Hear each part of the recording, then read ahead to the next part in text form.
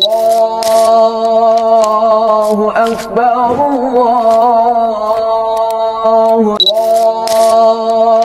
الله أكبر الله أكبر لا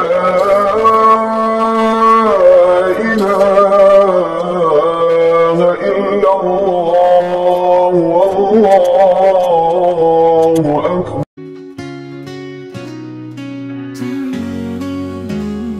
আসসালামু আলাইকুম, ঈদ মোবারক। কেমন আছেন সবাই? আশা করি সবাই ভালো আছেন, সুস্থ আছেন। ঈদের এই দিনটার ভিডিওটা আসলে আমি অনেক লেট করে ফেলেছি দেওয়ার জন্য, কারণ আমি ভাবছিলাম দিব না, বা সবাই অনেক জিজ্ঞাসা করছিল যে ঈদের দিন আমরা কি করেছি, কোথায় গিয়েছি, কি ড্রেস করেছি। তো সেক্ষেত্রে ভাবলাম যে ছোট একটা ব্লগ দিয়েই দিই।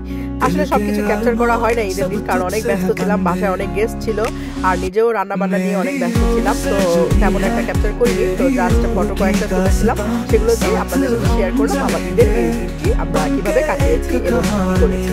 এখানে দেখতে পাচ্ছেন অনেকগুলো খাবার, তো খাবারের আইটেমগুলো রেডি করতে করতে অনেকটা টাইম আমার হয়ে গিয়েছিল। খাবার শেষ করে সকালে বাসায় এসেই গেস্ট চলে এসেছে। তো গেস্ট আসার পরে আমি খাবার টাবার নিয়ে ব্যস্ত, আর এখানে আমি হালকার উপরে একটু ডেকোরেশন করে নিয়েছিলাম ঘরটা।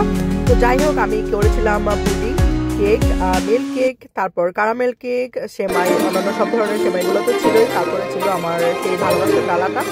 আর এখন আমি চলে যাই বাংলাদেশে আমাদের কুরবানিটা কেমন হয়েছে। তো বাংলাদেশে দেখতে পাচ্ছেন এখানে হচ্ছে আমাদের গরু। তো এই গরুটা আমরা কুরবানি নিয়েছি আল্লাহর নামে। তো এখন এই যে গরুটার আসলে সবগুলো ভিডিও আমি নিয়েছিলাম বাংলাদেশ থেকে, দিতে পারিনি কারণ ভায়োলেন্স আসছিল, ব্লাড, তারপর কাটাকাটি, এগুলো আসলে ভায়োলেন্স ছিল। তো যার কারণে অনেকটা ডিলেট করে রিমুভ করে কারণ অনেক ঠান্ডা লেগেছে, আর আমার এটা আমার খুবই অ্যালার্জি প্রবলেম হয়। তো যাই হোক, এই যে এখানে এখন মাংস সব কাটাকাটি হচ্ছে, তারপর আমরা সবাইকে দিয়ে দিব। আর আমি এখানে রান্না করে ফেলছি গরুর মাংস। কুরবানি দেওয়ার পরে গরুর মাংস না রান্না করলে কি হয়, সো ছোটোখাটো শর্টকাট একটা রেসিপি দিয়ে আমি মাংসটি রান্না করে ফেললাম।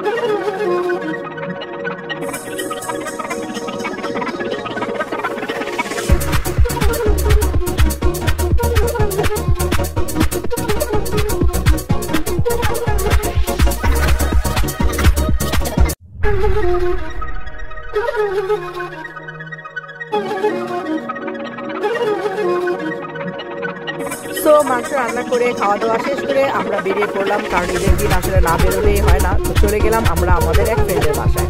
তো ফ্রেন্ডের বাসায় গিয়ে অনেক অনেক সুন্দর একটা আয়োজন দেখতে পেলাম। এই যে দেখতেই পাচ্ছেন কত সুন্দর করে উনি টেবিল সাজিয়েছেন সব খাবার সব কিছু দিয়ে। তো আমার খুবই ভালো লেগেছিল, তো ভাবলাম একটু ক্যাপচার করে নিই। যেহেতু ওরা হিজাব করে, তো হিজাবের কারণে আমি ভিডিও সবগুলোতে সবার ভিডিওটা আমি করতে পারিনি। তো এখানে মিষ্টান্ন খাওয়ার পরে এই যে সব খাবারগুলো, মাংস, মুরগির মাংস, গরুর মাংস, পোলাও, ভাত, এই সব কিছু। তো যাই হোক, তারপর আমি আপনাদের সাথে শেয়ার করব আমার ফ্রেন্ড যে বাড়িটা কিনেছে সেই বাড়িটা। আমাদের ইংল্যান্ডে বাড়ি কেনাটা খুবই কঠিন, আর কিনতে হলে অনেক কিছু যাচাই বাছাই করে কিনতে হয়। সো চলুন দেখাই আসি আপনাদের আমার ফ্রেন্ডের এই বাড়িটা। এটা প্রথমে ঢুকতেই যে হলরুমটা, সো হলরুম দিয়ে এই যে মেন গেট দিয়ে ঢুকতেই এই সিঁড়িটা পড়ে। তো আমরা সিঁড়ি দিয়ে উঠে চলে যাব উপরে। লাইটিংগুলো খুবই সুন্দর ছিল, আর ওর সব ডেকোরেশনগুলো ছিল হোয়াইট এবং গোল্ডের উপরে। সো নিচে এই যে একটা নিচে কিচেন, ঢুকতেই আর কি নিচে কিচেন ছিল এবং হলরুম ছিল।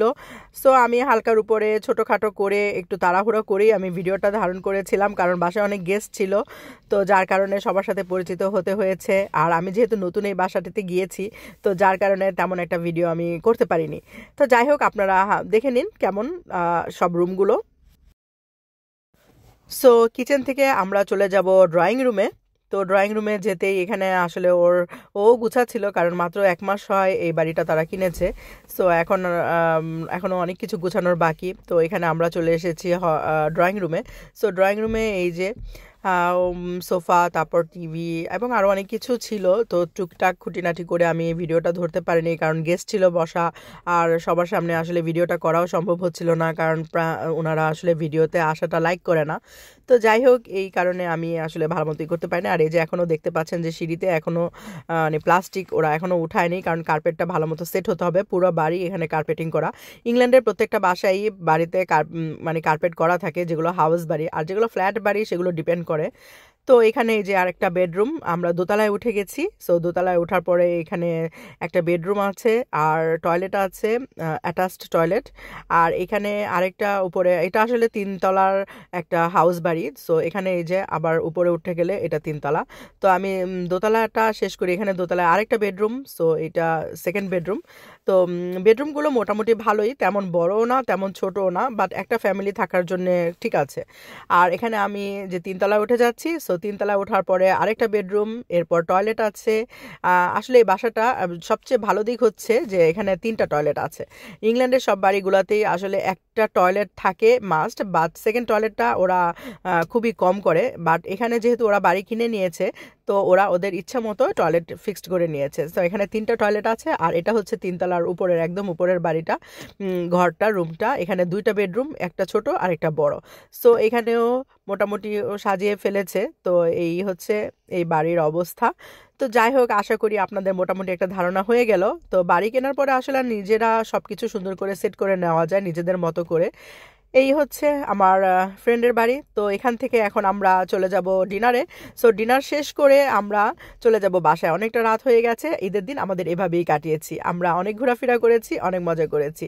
তো কেমন লাগলো আপনাদের এই ব্লগটি আমাদের অবশ্যই জানাবেন, আমাকে জানাবেন। আর আপনারা ঈদ কেমন কাটিয়েছেন সেটাও আমাকে কমেন্ট সেকশনে জানাবেন। সবাইকে আবারও ঈদের অনেক অনেক শুভেচ্ছা। আশা করি সবার ঈদ ভালো কেটেছে, সবাই সুস্থ থাকবেন, ভালো থাকবেন। দেখা হবে আবার আমার নতুন আরেকটি ব্লগ নিয়ে। যারা যারা আমার ব্লগগুলো পছন্দ করেন তারা অবশ্যই লাইক অ্যান্ড ফ্রেন্ডদের সাথে শেয়ার করে দিবেন। আর আমার ইউটিউব চ্যানেল স্যামন রশনিতে সাবস্ক্রাইব করে দিবেন যদি আপনারা ইউটিউব চ্যানেল থেকে দেখেন। তো ঠিক আছে, আজকের মতো বিদায় নিচ্ছি। সবাই ভালো থাকেন, সুস্থ থাকেন। Thanks for watching. আল্লাহ হাফেজ।